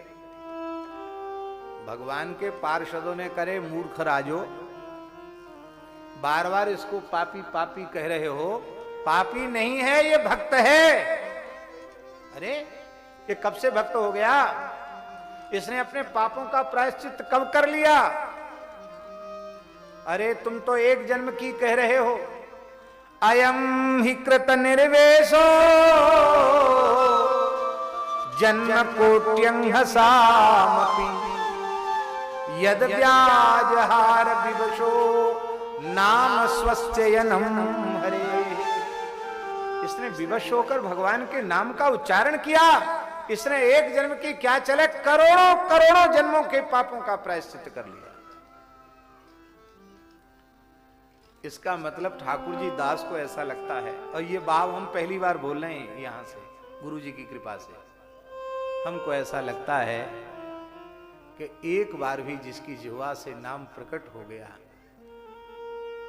सुखदेव जी तो उसी को भक्त मान लेते हैं। वो भक्त है। भक्ति कहते किसको है? रामचरितमानस में भक्ति को दीपक कहा, ज्ञान को दीपक कहा और भक्ति को मणि कहा।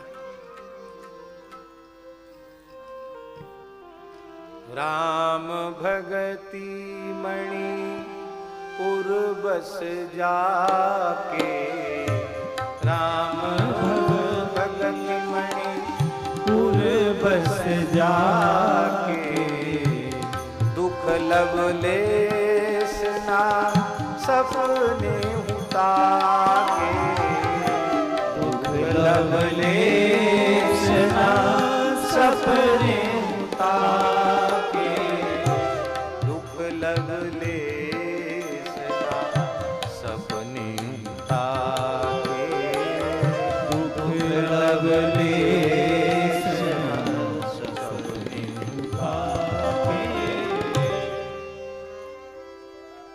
भक्ति को मणि कहा, ज्ञान को दीपक कहा। और ज्ञान दीपक में इंद्री द्वार झरो के नाना, तहां तहां सुर बैठे करी थाना, आवत देखे विषय बयारी, तुरत ही दे कपाट उघारी। सब बुझा देते हैं। लेकिन ये मणि, ये तो पानी बरसो चाहे हवा चलो, इसकी कांति कम होने वाली नहीं। तो उत्तर कांड में रामचरितमानसकार गोस्वामी तुलसीदास जी भक्ति को मणि कहते हैं, ज्ञान को दीपक कहते हैं। और बालकांड में राम नाम मणि दीप धरो,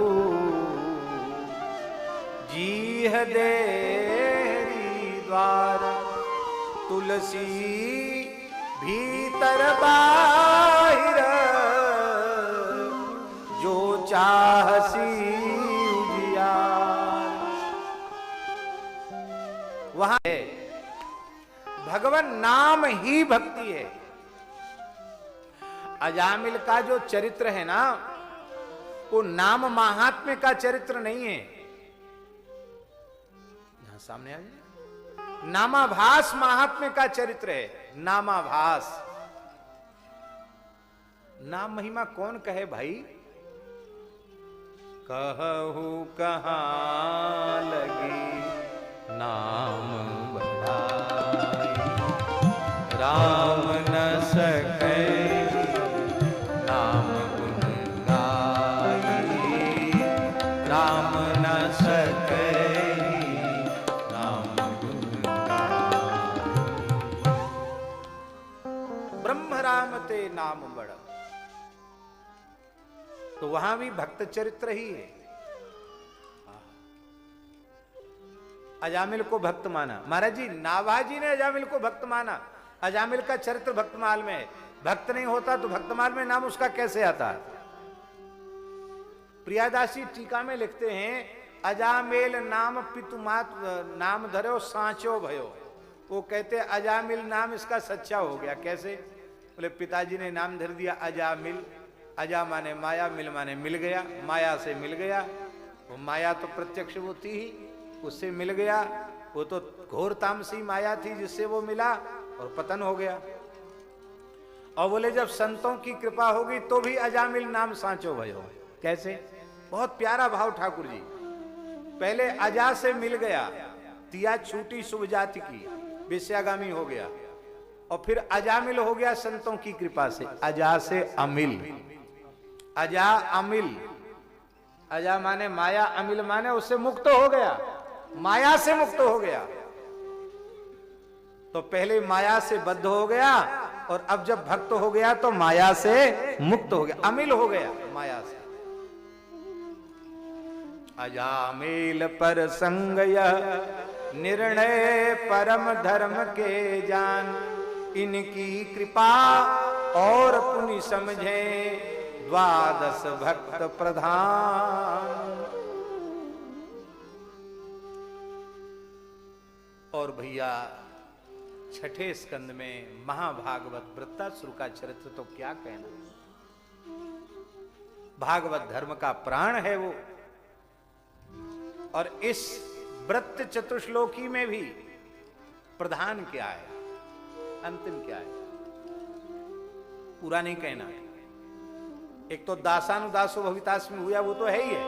अंतिम क्या है,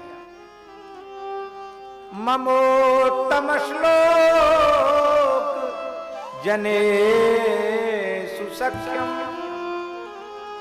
संसार चक्रे भ्रमता स्वकर्म भी वन्माययात्मात्मजदारगे स्वासक्त चित्तस्य न नाथ भूयात्। हे नाथ, हमारे कोई ऐसे कर्म शेष हों कि हमें अभी संसार के चक्र में भटकना, तो हम भटकते रहें, इसकी परवाह नहीं। आप उनको संसार चक्र से मुक्त कर दीजिए, ये प्रार्थना भी नहीं। बस एक प्रार्थना है, ममोत्तम श्लोक जनेषु सख्यम। आप कृपा करें, आपके प्राण प्यारे संतों से मेरी मैत्री हो जाए, संतों से हमारा प्रेम हो जाए।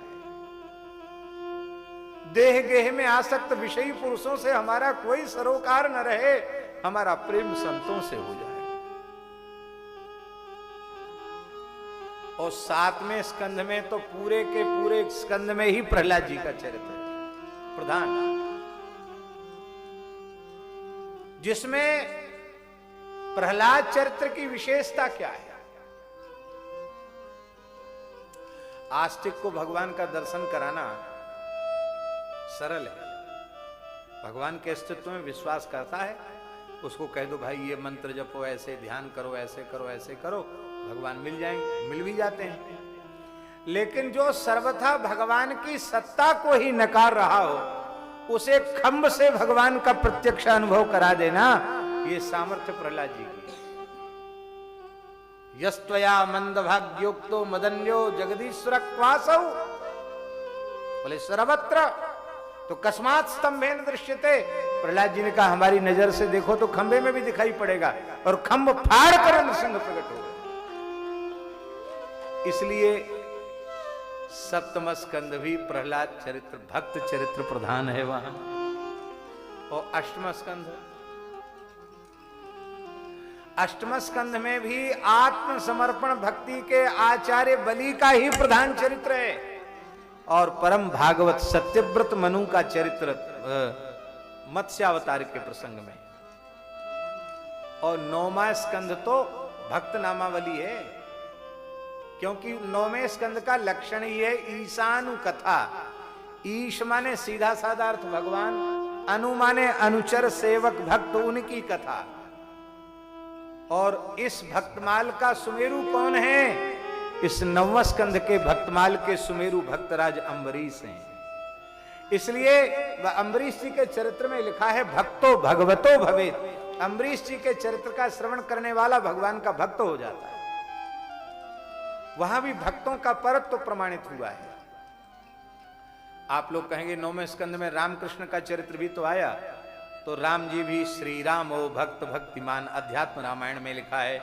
और श्री कृष्ण भी एवं स्वभक्तयो राजन भगवान भक्त भक्तिमान उसित्वादिश्य सन्मार्गम पुनर्द्वारावती मगाद, वहां भी भक्त भक्तिमान। इसलिए हमको ठाकुर जी ऐसा लगता है कि अम्बरीश जी तो सुमेरु हैं, और सुमेरु के पास में 2 दाने होते हैं। ये 9वें स्कंद के रामकृष्ण का चरित्र, ये उसके 2 दाने हैं। अथवा श्री रामकृष्ण भी सर्वोपरि भक्त ही है। बोले हाँ अब ठीक है। 10वें स्कंध में भगवान का चरित्र प्रधान है। अरे भाई भगवान का चरित्र प्रधान है, ठीक है, भगवान प्रतिपाद्य हैं, पर प्रतिपाद्य का प्रतिपाद्य तो भक्त हैं। अभी वही बात तो हम कह रहे थे। भागवत का प्रतिपाद्य श्री कृष्ण और श्री कृष्ण प्रतिपादन कर रहे हैं भक्त महिमा का, इसलिए नह्यम मया नित्युत्थानि न देवा मृच्छिला मया। और महाराज जी यहां सुखदेव जी ज्ञानियों में शिरोमणि हैं, और वे सुखदेव जी क्या कह रहे हैं 10वें स्कंद में, नायम सुखापो भगवान देहि नाम उपमानद ज्ञानिनाम चात्मभूतानाम यथा भक्तिमताम इह।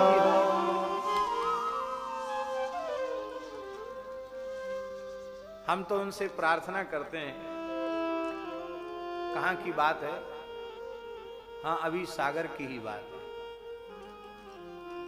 सागर की कथा में एक महाराष्ट्र के, कर्नाटक के, दक्षिण भारत के एक शंकराचार्य जी आए थे, करवीर पीठाधीश्वर,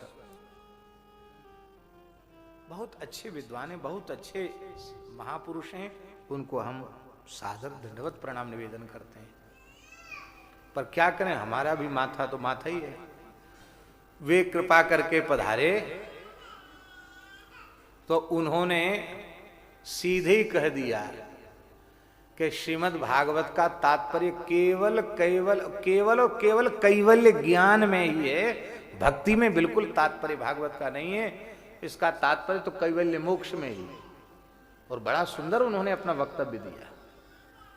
पर उनकी उपस्थिति में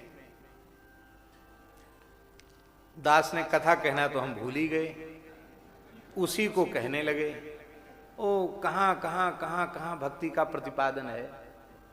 और वे बड़े संतुष्ट हुए और संतुष्ट होकर कह के गए कि एक बार हमारे पीठ में आकर कथा सुनाइए। बोलो वृंदावन बिहारी।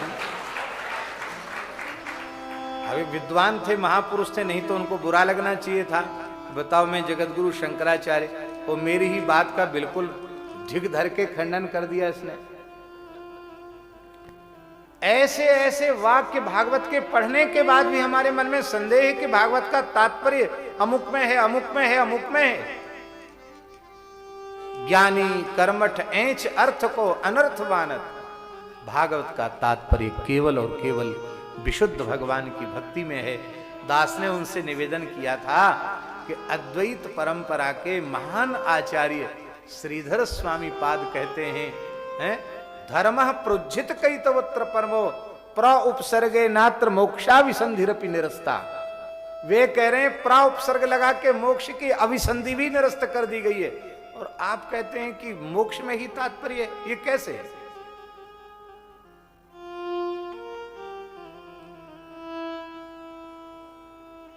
नायम सुखापो भगवान देहि नाम। ये देहवादियों के लिए भगवान उतने सुलभ नहीं। देहवादी कौन कौन है? तपस्वी, कर्मकांडी और योगी, ये तीनों देहवादी हैं। क्योंकि तप क्या है? कायक क्लेशो ही तपः। देह का अनुसंधान समाप्त हो जाए तो तपस्या संभव ही नहीं होगी।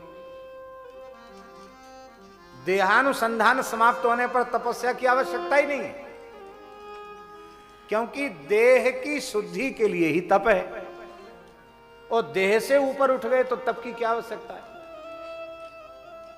फिर तो यस्य ज्ञानमयम तपः। कर्मकांड का संबंध भी देह से है। हमारे आपके लिए कर्मकांड है, करना चाहिए, नहीं करें तो अपराध लगेगा, क्योंकि हमें भूख प्यास लग रही है, अपमान सम्मान का अनुभव हो रहा है, हर्ष विषाद का अनुभव हो रहा है।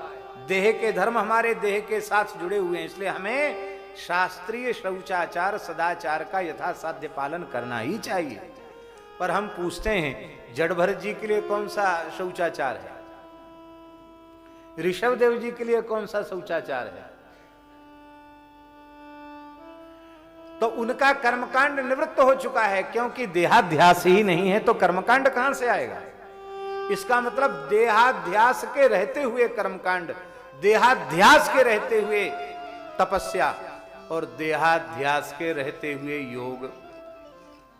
क्योंकि अष्टांग योग में यम नियम आसन प्राणायाम प्रत्याहार धारणा ध्यान समाधि इन सबका संबंध शरीर से, देह से। इसका मतलब यह नहीं कि तपस्वियों को भगवान नहीं मिलते, तपस्वियों को भी मिले। इसका मतलब यह नहीं कि अब करदम जी को भगवान तपस्या से मिले, नाभि राजा को भगवान कर्मकांड से मिले हैं, यज्ञ में भगवान ने दर्शन दिया और ऋषभदेव के रूप में भगवान आए हैं। योगियों को भी भगवान मिलते हैं, लेकिन किसी तपस्वी ने, किसी योगी ने, किसी कर्मकांडी ने यशोदा मैया के जैसे परब्रह्म को ऊखल से बांध दिया हो, ऐसा किसी के द्वारा संभव नहीं हुआ। इतने सुलभ योगी तपस्वी कर्मकांडियों के लिए भगवान नहीं है, तो बोले फिर ज्ञानियों के लिए तो होंगे। क्यों? ज्ञानी त्वात्मैव मे मतम। भगवान बोले नहीं, सुखदेव जी बोले नहीं। नायम सुखापो भगवान देहिनामुतमानद ज्ञानिनाम चात्मभूतानाम। जो भगवान के स्वरूप ही हो चुके हैं, उन ज्ञानियों के लिए भी भगवान सुलभ नहीं है, जैसे सुलभ भगवान अपने भक्तों के लिए। इसका मतलब है कि सुखदेव जी का भी हार्दाभिप्राय भक्ति ही है। और महाराज जी स्वयं श्री कृष्ण क्या कह रहे हैं? क्या कह रहे हैं श्री कृष्ण? न पारये हम निरवध्य संयुजा स्वसाधु कृत्यम विबुधायुषापि वः यामा भजन दुर्जर्गे श्रृंखला संवृश्य तद्वः प्रतयात साधुना। श्री कृष्ण कह रहे हैं मैं कर्जदार हूं, हे गोपियों तुम साहूकार हो। मैं देवताओं के समान आयु लेकर तुम्हारे प्रेम का बदला चुकाना चाहूं तो नहीं चुका सकता। लोक वेद की जंजीर तोड़ना बड़ा कठिन है, तृण के समान उसको तोड़ करके तुमने मुझसे प्रेम किया है। हम तुम्हारे प्रेम के कर्जदार हैं। तो किसको श्रेष्ठ प्रमाणित कर रहे हैं ठाकुर जी? ठाकुर जी पीतांबर धर सृगवी, साक्षात मनमथ मनमथा। तो पीतांबर धरह कहने की क्या आवश्यकता थी? पीतांबर माने क्या होता है? बहुब्रीहि समास के अनुसार पीला है अंबर वस्त्र जिसका, वो पीतांबर। तो पीतांबर श्री कृष्ण ही हैं। वो धरह कहने की क्या आवश्यकता थी?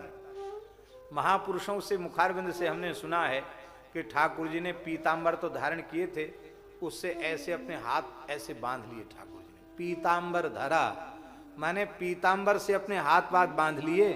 बोले अब मैं या अपने बंधे भये प्रीतम को तुम मुक्त करना चाहो तो देवियों मुक्त कर दो, मैं तो तुम्हारे प्रेम बंधन में आए गए। पीतांबर धरा।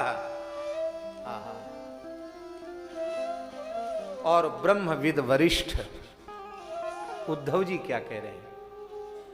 आसामहो चरण रेणु जुसामहं श्याम वृंदावने किमपि गुल्मलतौषधीनां या दुस्त्यजं स्वजनमार्यपथं च हित्वा भेजुर्मुकुंद पदवीं श्रुतिभिर्विमृग्याम्। इन गोपियों की चरण रज मुझे किसी भी पद्धति से मिल जाए, मैं लता बन जाऊं, गुल्म बन जाऊं, औषधि बन जाऊं। तो महाराज जी भक्त परत्व में ही पूरे 10वें स्कंद का तात्पर्य। श्री कृष्ण भी भक्त परत्व और श्री कृष्ण के अभिन्न सखा उद्धव भी भक्त परत्व का स्मरण कर रहे हैं। और एकादश में तो नवयोगीश्वर संवाद भक्त परत्व ही है। दत्तात्रेय 24 गुरुओं के उपाख्यान में भक्त परत्व का ही वर्णन कर रहे हैं। और पूरे के पूरे एकादश स्कंध में भगवान बारंबार उद्धव को भक्तों की महिमा समझाते हुए कह रहे हैं कि निरपेक्षम मुनिम शांतम निर्वैरम समदर्शिनम अनुव्रजाम्यहम नित्यम पूये ये त्यंघ्रिरे। तो एकादश का भी तात्पर्य भक्त परत हुआ कि नहीं हुआ? और 12वें स्कंध में तो महाराज जी अंतिम सिद्धांत के रूप में मार्कंडेय जी के प्रकरण में भोले बाबा कह ही रहे हैं, नहीं अम्मयानि तीर्थानि न देवा मृच्छिलामया न देवाश्चेतनोज्जिता ते पुनन्त्युरुकालेन यूयं दर्शन मात्रतः। अंत में भी भक्त परत्व। संकेत में तो कई बार कहा है, लेकिन ऐसे पहले स्कंद से लेके और संक्षिप्त रूप में पूरे 12वें स्कंद में भक्त परत्व है, ये शायद पहली बार यहाँ के मंच से कह रहे हैं। और वो केवल इसलिए कि गुरुजी महाराज जी कह के गए कि भक्त और भगवान, गुरुजी ने महाराज जी तो कह के गए ना कि हिंदी का भक्तमाल ये भक्तमाल और संस्कृत का भक्तमाल भागवत, भागवत भक्तमाल की एकता। तो भागवत का सिद्धांत भक्त परत्व और भक्तमाल का सिद्धांत, बस अंतिम बात, भक्तमाल का सिद्धांत भी भक्त परत्व। यहां तो है ही है, संक्षिप्त में मैंने कहा ही, अंत में, मध्य में भी है, अंत में, भक्तमाल ग्रंथ के अंत में भक्त परत्व।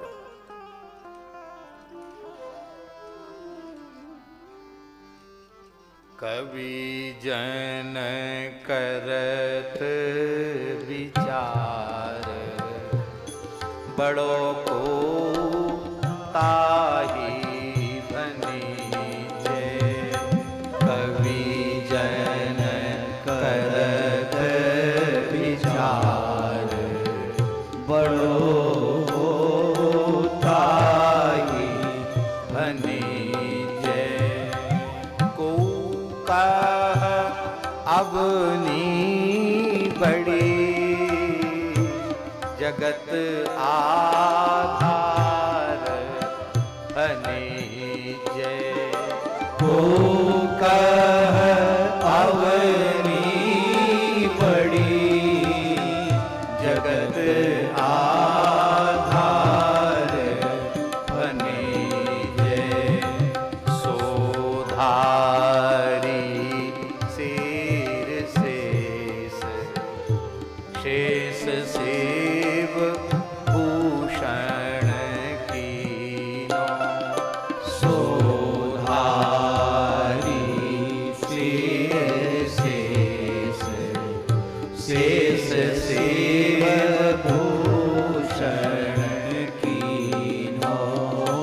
शिव आसन कैलास भुजा भरी रावण लीनो। शिव आसन कैलास भुजा भरी रावण लीनो। रावण जीत्यो बाली, बाली राघव इक सायक दंड। रावण जीत्यो बाली, बाली राघव इक सायक दंड। अगर त्रैलोक में, अगर कहें त्रैलोक में, जे हरि उर धरे ते बड़े